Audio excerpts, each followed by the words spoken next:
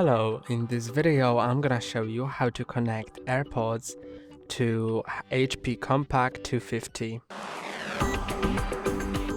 To connect AirPods, you need to first click on this control center right here, then find Bluetooth, click on the arrow here, make sure that Bluetooth is enabled. Then you will see your AirPods here, but first you need to put them in pairing mode. So to do it, you need to open them, then press and hold on the button at the back, which is here. So I'm gonna open them, then press and hold on the button.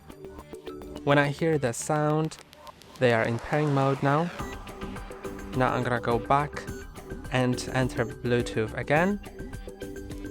And it will show me my AirPods here. I can click on that. And now they are connected. And that's all for today. Don't forget to like and subscribe. See you next time.